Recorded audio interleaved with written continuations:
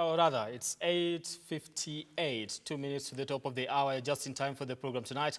This is Look Up Weekend. My name is Amwai. The top stories tonight.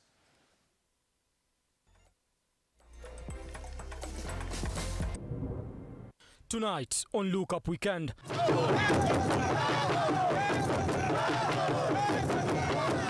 President William Ruto lands in Burundi for crisis talks on the Democratic Republic of Congo. The drought situation is still dire. I know there was a bit of rain in some parts in December, but that I would say has given some false hopes, and there are a lot of people who think that the drought is over. Leaders in northern Kenya want President William Ruto to declare drought a national disaster as counties continue to grapple with the dire situation. Also tonight, kwa mashina kuna facility ambayo sikona ile taliba ama ile professionalism ya screen cancer, na nikasema acha tupeleke kwa mashinani ili waweze kusaidika. As the world marks Cancer Day, a group of young men from Meru cycled for 400 kilometers to encourage residents to undergo cancer screening. And biashara itakuwa itachanganya vizuri. Kwa hiyo tunashukuru Mungu kwa maana biashara inaendelea vizuri hapa. With ongoing speculation about the completion of the OTC building that has been under construction for the last 10 years, we give you the details on the ground.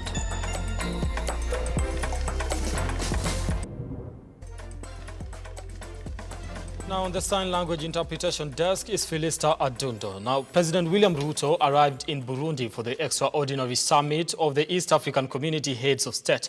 Now, the meeting seeks to evaluate the security situation in the Eastern Democratic Republic of the Congo. On Saturday, President William Ruto landed in Burundi for a meeting that seeks to evaluate the security situation in DRC. The one-day meeting brings together President Samia Suluhu of Tanzania, Felix Tshisekedi of the Democratic Republic of Congo, Salva Kiir of South Sudan, Paul Kagame of Rwanda, Yoweri Museveni of Uganda, and the host Evariste Ndayishimiye of Burundi.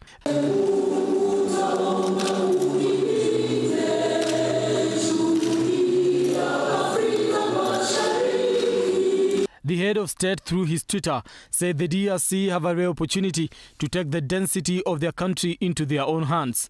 The moment is long overdue for the international community to most vigilantly audit industrial supply chains and make sure that global production and consumption honor Congolese resource sovereignty and do not profit out of the conflict and human suffering the country has been experiencing. It continues to say it is time for the world to recognize the obvious. The resources of the DRC belong to the people of DRC, and that global demand for these resources must enhance their well-being and not inflict misery on them.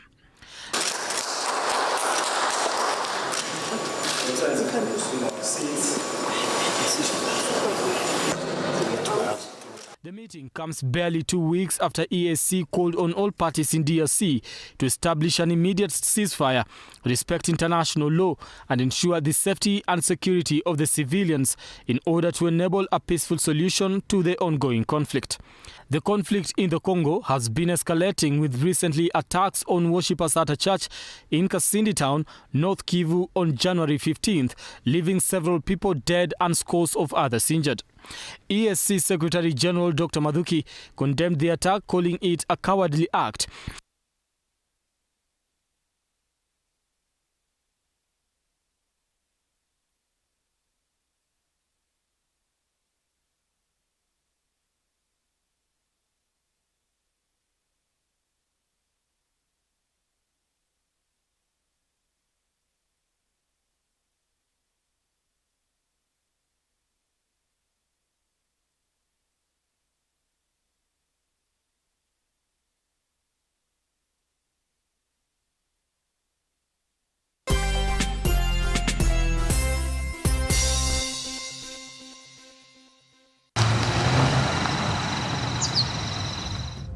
Usiwahi cheza na mboga yangu.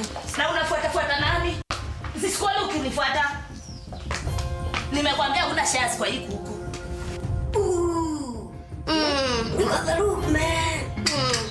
Hebu kwanza rudi ndani ufresh hiyo chona make sure umespray. Juli kwani wewe? Hii tumbo yako mimi najua ina inaweza ingiza kila kitu. Hata chuma nikishiaga nikupea hata plastic najua utakula. Kwani leo kunaendaje? Kuna kitu sielewi. Kabisa Mluya. Yaani umeamua kulala uchi? Sasa kama hakuna ile nguo inanitosha unataka nifanye aje? Because you are fat. Sasa ukiongelea mimi ati fat, na Julie tutasemaje? Kuja.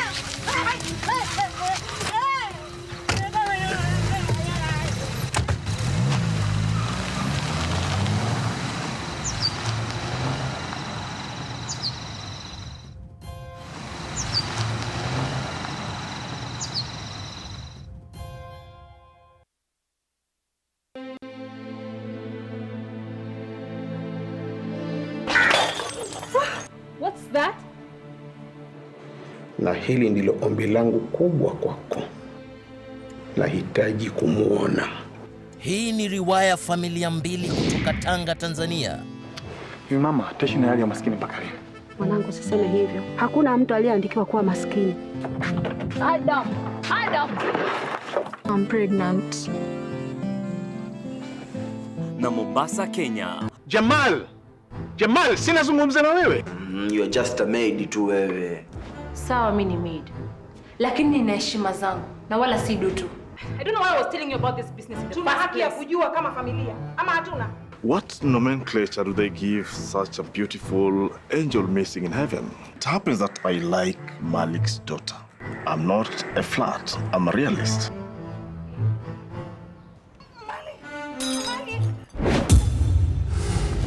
Kutana naye Daudi Michael,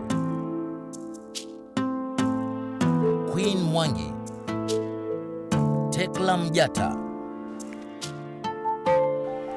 Ruth Maingi na Yusuf Ali. Nira.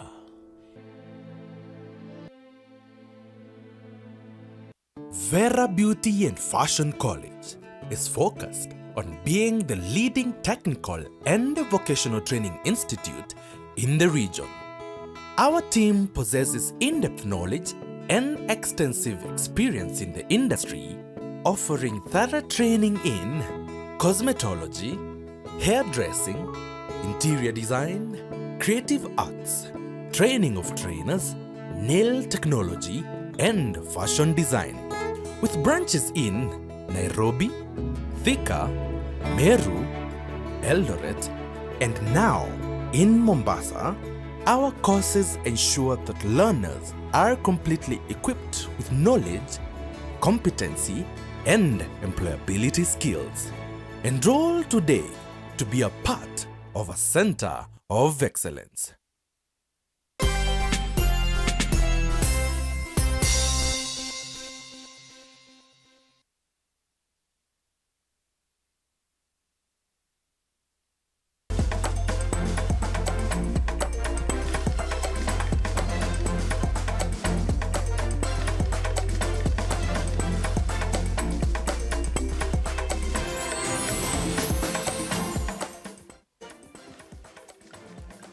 Now, welcome back. Moving on, over 5,000 litres of illicit brew and processing equipment have been destroyed in Nandi County during the crackdown of the illegal business. Now, the move comes after President Ruto's directive, which led to the conviction of 19 unlawful brewers.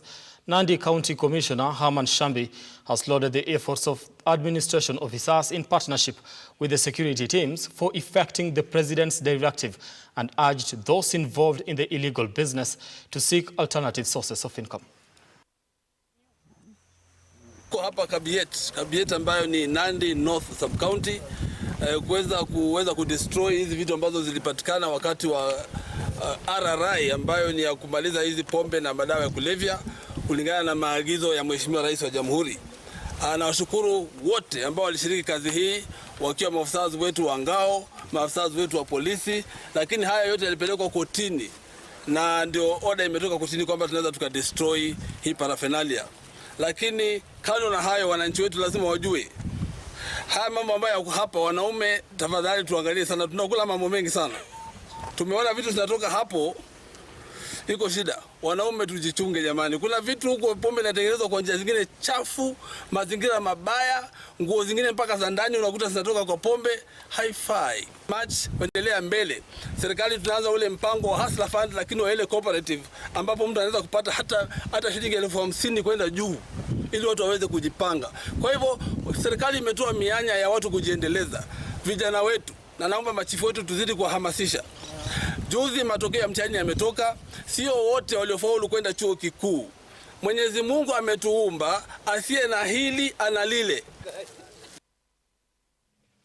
Now to matters drought, the Kenya Red Cross has warned that the prevailing drought situation affecting at least 23 counties, especially in northern Kenya, is expected to last until June 2023. Now the organization further noted that the number of people affected by drought is also expected to rise as a result of reduced rainfall, as Phoebe Wangombe now reports. The prolonged drought situation in parts of northern Kenya, occasioned by missed rainy seasons, is expected to continue for the next 5 months. In light of the adverse hunger, Garissa Township MP Deko Barrow has appealed to President William Ruto to declare drought a national disaster, as it would allow the country to get help from across the world. Speaking on the drought situation in the county rather, and the extent to which it has affected our people. What I can say is the situation is really alarming. That is why, as a county assembly, 2 weeks ago, we called for a special sitting to urge the governor to declare drought as a disaster in our county. Barrow says that 5.5 million people are already affected, despite the government's effort to contain the situation. Speaking in Isiolo during a food distribution exercise, the Kenya Red Cross Secretary General Dr. Aisha Mohammed noted that the situation will get worse until June before it gets better. The drought situation is still dire. I know there was a bit of rain in some parts in December, but that, I would say, has given some false hopes, and there are a lot of people who think that the drought is over. But the reality is that even where it rained, and in some of these parts it did not rain, but even where it rained, it was not adequate amount, but also it was not distributed well. So which means that there was very little relief, you can say, which, as you can already see, January, now we are into February, it is hot, it is dry, there's no more rain, which means even any little gain that could have been made is actually going to be lost. Currently, 9 counties, namely Kilifi, Mandera, Marsabit, Samburu, Turkana, Wajir, Isiolo, Kitui and Kajiado are in alarm drought phase, while 13 counties are in the later stage. These 13 include Garissa, Lamu, Narok, Tana River, Makueni, Tharaka Nithi, Baringo, Laikipia, Meru, Taita Taveta, West Pokot, Nyeri and Kwale. Only Embu County is currently classified in the normal drought phase. Now that story was produced by Phoebe Wangombe and voiced by Henry Tende. Moving on, tension is running at the Kainuk alongside West POKOT-TURKANA border after more than 200 cattle were shot and killed. Now, the bizarre incident has left local residents worried of their security, despite the assurance from the government that calm has been restored. Samia Dika with the details. Just a few days after Interior Cabinet Secretary Kithure Kindiki gave a stern warning to bandit groups in the north, herders from Masol area in West Pokot County are counting losses after security officers shot and killed their cattle while grazing in Kadengoi, Kakong and Lotapat villages along the Takwal River in the neighboring Turkana County.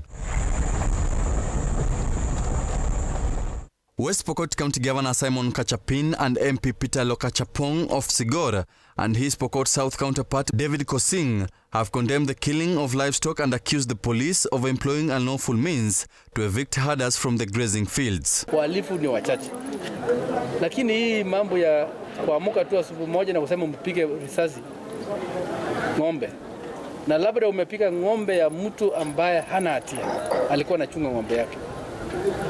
Katika enzi ya sasa collective punishment haiko katika dunia hii. Na tunasema wale wanasimamia haki ya binadamu kwamba hiyo muende muangalie. They now want West Pokot and Turkana County Commissioners to arrest the security team boss in Turkana County who ordered the execution of Kettle, saying the move will bring conflict among the two warring communities. Ule sub-county commander wa Turkana kama yeye ndio alihusika, yeye ndio ametuletea hasara na amefanya watu wetu wakuwe maskini zaidi. Na tunataka kusema kwamba hii Kindiki asikie, na tulisema siku moja Kindiki atakuja kuangua kwa hii kazi kwa sababu hawezi hii kazi. Kumbe hii kazi ya serikali hii ya usalama ilishikana. So because you want us to fight other communities, ndio ukuje uchape sisi. We will not fall into that mtego yako ya kutaka sisi tupigane na watu wengine. Sisi naomba watu wetu wakae na amani. Naomba watu wetu wakae na amani. The leaders have also faulted the Interior Cabinet Secretary Kithure Kindiki over not listening to the Pokot leaders' grievances. Kama njia ambayo waziri Kindiki anafuata ni hii is to fail. Is to fail. He must learn the ropes of managing this situation. Otherwise kama vile anaenda tunaona akianguka kabisa. Huwezi enda kwa mambo ya administration, mambo ya amani ama mambo ya kuleta utulivu, unaenda tu na impulse yote. You cannot use impulse. Na sisi naambia mheshimiwa Kindiki, kama umeshindwa na mambo ya security, ambia Rais Ruto akutoe hapo, akupeleke kwa agriculture, watoe mwingine wakuje security. It's true.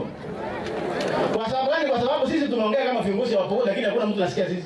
However, Turkana County Commissioner Jacob Ouma has said that the security officers engaged with the bandits at South Turkana National Reserve hotspot as they were disguising themselves as herders.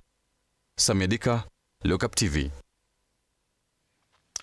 Now, in the last 1 week, social media has been filled with speculations about the completion of the iconic OTC building in Nairobi that has been under construction for 25 years. Now, the building has for years served as a major landmark for many travelers across the city. To bring clarity to the issue, our reporter Gladys Masharia visited the massive construction and brings us the following reports. As you walk along downtown Nairobi CBD, it's hard to miss this massive building that has been under construction for the past 2.5 decades.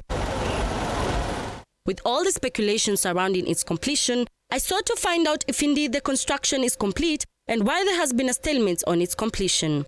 The Thika-based businessman Victor Maina Ngujira is the proprietor behind the building located at Overseas Trading Company, popularly known as OTC along Ronald Ngala Street, and it has been hailed as a major landmark among many others like Afya Center and Kencom, particularly for those traveling within and outside Nairobi owing to the nearby bus station. Maina has heavily invested in real estate, quarries in Juja, entertainment joints, and construction companies stretching across various counties. The businessman purchased the building in 2006 from previous owners Nilesh Shah and Ravinder Shah at the price of 72 million. However, a conflict between Maina and Nuran, one of the first tenants in the 2000s, owning a supermarket, led a 6-year court battle which has been the epicenter of the incomplete building. In a civil suit 317 of 2014, Nuran faulted Maina for failing to provide a peaceful enjoyment for the premises within a 7-year period. Nuran also stated that Maina sought him to move out that he could renovate the place. Maina argued that the building required significant repairs owing to the changes recommended by a tribunal that pointed the building had existing cracks on its walls. As a result, the recommendations compelled Chief Magistrate Charles Obulusta to order Nurani to vacate the premises and allow for repairs. In May 2013, was mounted on Nurani after his supermarket was demolished, leading to counting big losses. Ikifunguliwa, biashara itakuwa itachanganya vizuri. Kwa hiyo tunashukuru Mungu kwa maana biashara inaendelea vizuri hapa. Hili jengo limekuwa hapa kwa muda gani? Like 10 years and above. Na likifunguliwa, italeta faida kwa biashara yako ama hasara? Faida, juu kutakuwa na movement ya watu. Over the years, the building is known for its green net wrapped around it as it stands out at the epicenter of Nairobi's OTC. The building is currently at its advanced stages of completion as the projected date of opening is yet to be announced. Gladys Masharia, Lookuptv. Now, Justin Muturi Foundation, in partnership with the Naridi Initiative, led a group of cyclists from Meru to Embu to create awareness as the world marks Cancer Awareness Day today. Now, the cyclists will pedal for close to 400 kilometers in the expansive Mount Kenya region in an exercise aimed at educating local residents on the infections, effects and prevention of the deadly disease. Our reporter Henry Tende with the details. It is the start of a long journey covering 400 kilometers from Meru to Embu and a return from Embu to Meru. This group of cyclists are determined to endure this journey in an event organized by Naridi Initiative in partnership with Justin Muturi Foundation in their quest to create increased awareness about cancer as the world marks Cancer Awareness Day. The challenge started yesterday from Meru at around 3:40 in the morning, and all the cyclists came down via Nanyuki, Karatina and then Embu. Tunajaribu kufahamisha watu vile kansa inakuja inawapata, vile wanaweza pata matibabu na vile wanaweza pata chakula ya maana ambayo tunaita nutrition, proper nutrition. One of the cyclists is the founder of Naridi Initiative who lost his dear mother to cancer battle. He narrates vividly the harrowing ordeal he went through as he nursed his mother in the fight against cancer. Mimi mwenyewe nilikuwa namuosha namweka pampers, na ilikuwa aibu kubwa kama kijana kutoka Meru, na niliusema nitafanya nini hili akina mama wengine wasije wakafa kwa hii ugonjwa ambayo kulingana na vile wataalamu wanasema ni kwamba inaweza tibiwa. That experience is what informed the idea of Naridi Initiative that brings together energetic men and women who are actively involved in creating awareness about the spread, effects and prevention of cancer. Nikasema acha nianzie hii kitu kwenda mashinani kwa sababu mama yangu ametoka mashinani, na huko mashinani kuna facility ambayo siko na ile taliba ama ile professionalism ya screen cancer. As it is with other chronic diseases, stigma associated with cancer and the high cost of treatment remain major stumbling blocks in the fight against the pandemic. Tungeomba wananchi tafadhali msiogope kujitokelezea kupimwa. Njoni mpimwe, mjulikane kwa vile kansa ikishikwa mapema ama saratani ikishikwa mapema inaponeshwa mapema. As a foundation, we are here to support different initiatives in the community to help create awareness regarding these ills and diseases and different other things that are affecting the community. Cancer continues to ravage many families in Kenya, leaving a trail of suffering and high levels of poverty. With this in mind, this group is making passionate appeal to the national government to increase funding of measures that are geared towards finding an amicable solution. Watu wengi sana kijijini, vijijini wameathiriwa na kansa, na wengine wetu wanafichwa sababu watu wao ama mafamilia yanaogopa kujitokelezea juu ya bei ya kutreat cancer. We are implementing a national cancer control strategy which has various sustainable programmatic intervention to address the barriers along the entire continuum of cancer care, from screening, diagnosis, surveillance, treatment, and palliative care. Justin Muturi Foundation is one of the key stakeholders in the fight against cancer and is currently funding such programs, especially in the Mount Kenya region.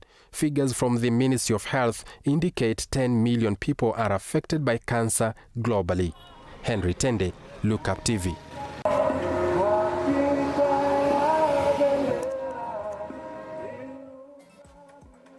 All right, we are due for our first break here on the program, but before I do that, Marandu Coastal CEO says watching from Kwale County on Facebook. Thank you so much for tuning in and being part of the program tonight. We want to take a short break, continue engaging us on our socials. That is at Amwai brand on Twitter, at Lookuptv. The hashtag is LookupWeekend. We are also live on Facebook and on YouTube. Be sure to send your feedback there. We'll be able to sample some of it as we continue with the program tonight. We take that short break. We'll be back in a few.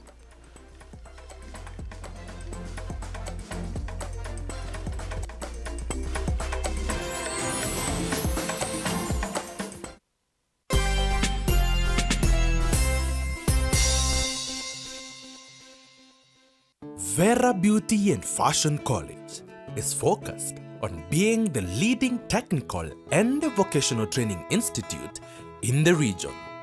Our team possesses in-depth knowledge and extensive experience in the industry, offering thorough training in cosmetology, hairdressing, interior design, creative arts, training of trainers, nail technology, and fashion design. With branches in Nairobi, Thika, Meru, Eldoret, and now in Mombasa, our courses ensure that learners are completely equipped with knowledge, competency, and employability skills. Enroll today to be a part of a center of excellence.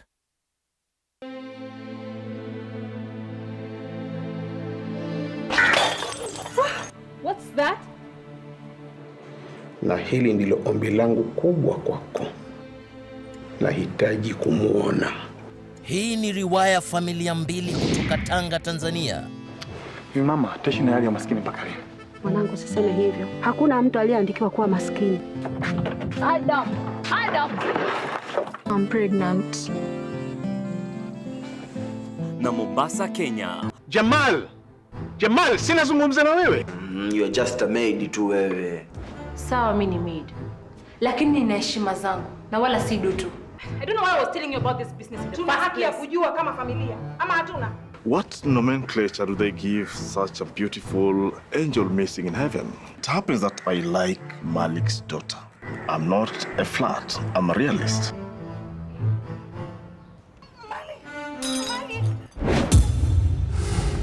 Kutana naye Daudi Michael, Queen Mwangi, Tekla Mjata, Ruth Maingi na Yusuf Ali. Nira.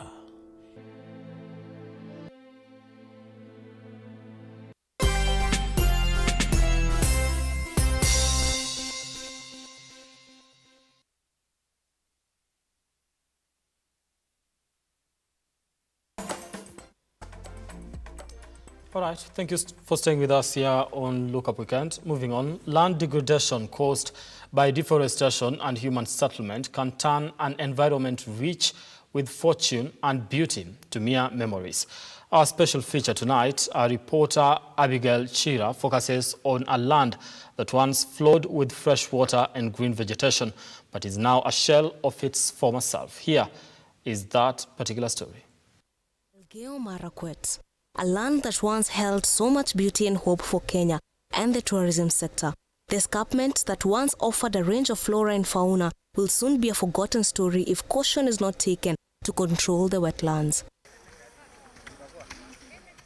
Haphazard human settlement and farming over the years have been the greatest cause of deforestation. For the past 20 years, landslides have killed up to 500 people and left thousands landless. This has been brought about by the uncontrolled human farming activities on steep slopes and settlement of humans in these areas.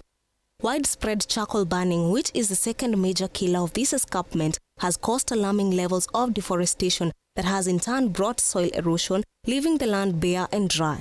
With no trees to attract rainfall, the water catchment areas dry up during drought. We are working closely with the relevant government institutions at the county level, the Kenya Forest Service, NEMA, that's National Environment and Management Authority. Also, we are working closely with the county government to ensure that the restoration, the wetlands day restoration is marked in such a way that the community and the members of the public participate holistically and they understand why you are doing this.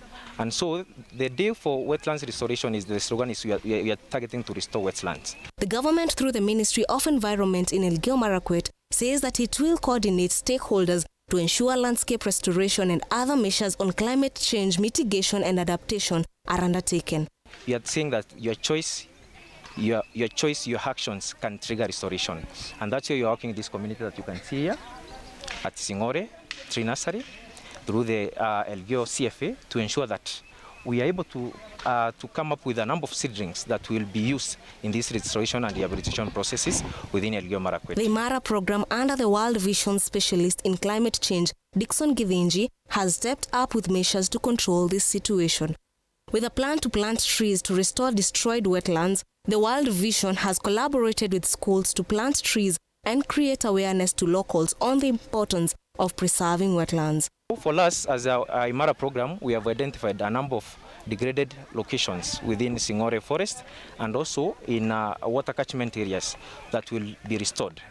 And one of them is Singore Dam that supplies the water to the lower sides of Emso Ward and also Sambirili Ward.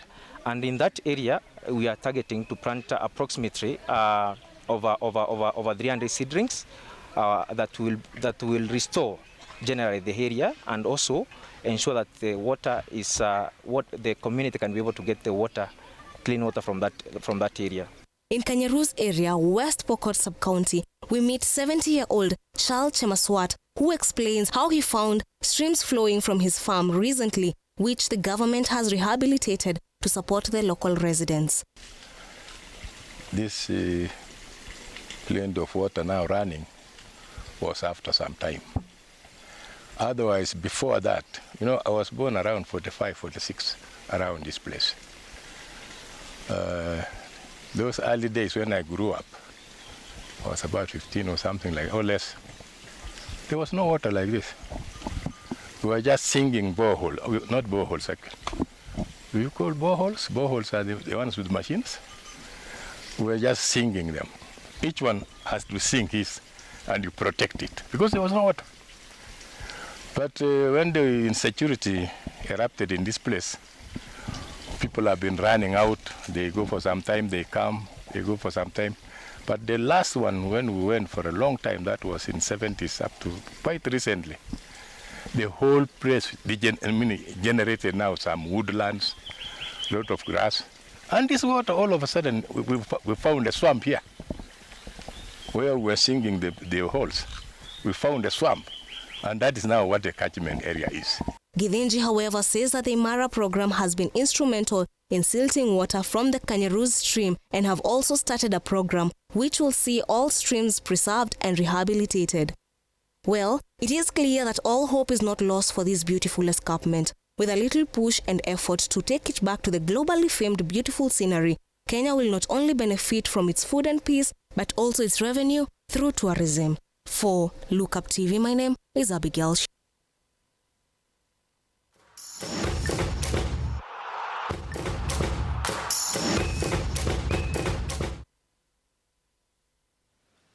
Now let's get sporty tonight. Addison Madeka of Muthaiga Golf Club was crowned the winner of the inaugural Corporate Citizens of Africa Sustainability Golf Tournament at the Muthaiga Golf Club. Now the seasoned golfer beat Gerald Githinji on counterback after they both garnered 41 points. Wilson Chelelgo was third, registering 38 points on counterback. Now the tournament was sponsored by KCB as part of the bank's support for sustainable sports agenda.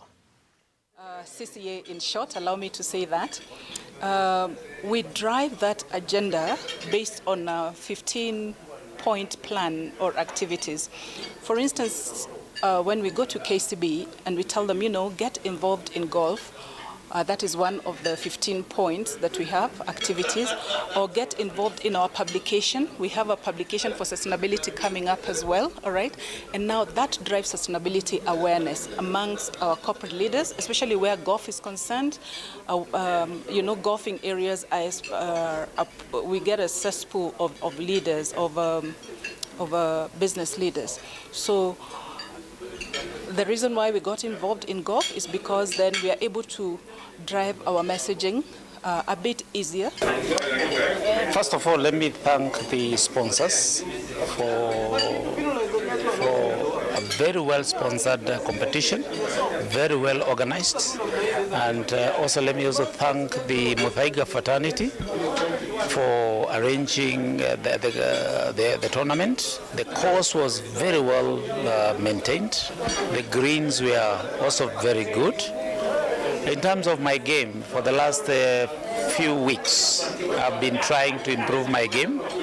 And I think everything is coming. Now, Kenya Cup League leaders KCB RFC cleared for the weekend showdown against Catholic Monks RFC. Now, the 9th placed University lads with 10 points will be looking to beat the league leaders at the KCB Sports Club in Ruaraka.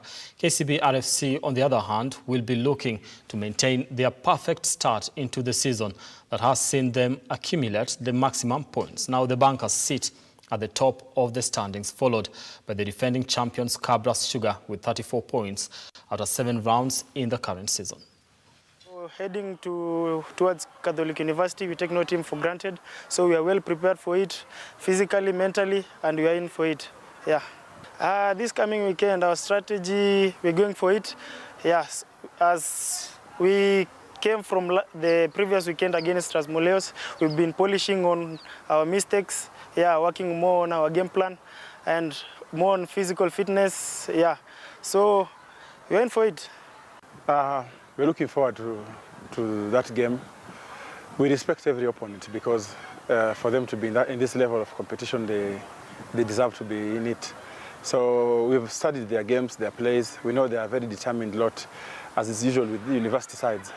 But we're just going to stick on our set pieces and skills and our game plan, and we'll take it as at a stride as it comes. And this weekend we started off slow in the first half.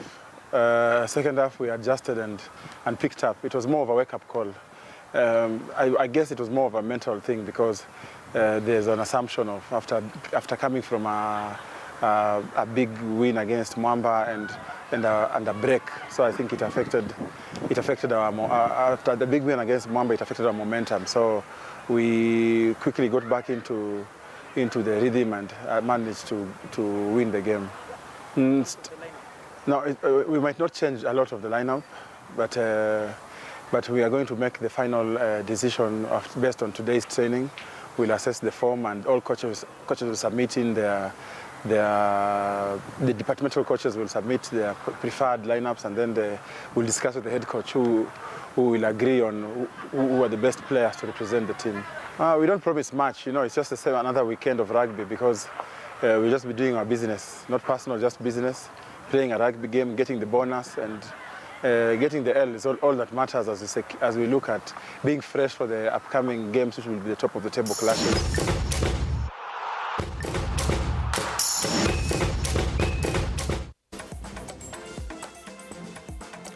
Now, so Manchester United did win against, Crystal Palace tonight, 2-1. It was a 2-1. That I have to, emphasize because my director says I need to emphasize that so that the point actually gets home. And Arsenal were, lost tonight 1-0 to Everton. They were beaten by Everton. We can actually say, Arsenal were not armed enough, or maybe they were just shooting blanks. My name is Brian Amwai. Thank you so much for watching tonight. Now listen, I do know 2 people who could be sleeping well tonight. One will be actually okay because that is Siba Charles Elijah Kiage, who is an Arsenal fan. I don't know whether he's having a good night tonight, I'm not sure, but I'm pretty sure he's not having a good night because, they lost, while Ian Ketani could be celebrating tonight. All right, now listen, on behalf of everyone that has made this bulletin a success, I want to thank you so much for watching, and this comes from all the directors, that is Griffith Mukaman, the sound guy, that is Edgar, all the way to the graphics team, Duncan Orondo on the prompter, Philista Adundo on the interpretation desk, and the technical team led by Josh. I want to thank you so much for watching. Let's do this again next time. My name is Brian Amwai. Do have yourselves a lovely night.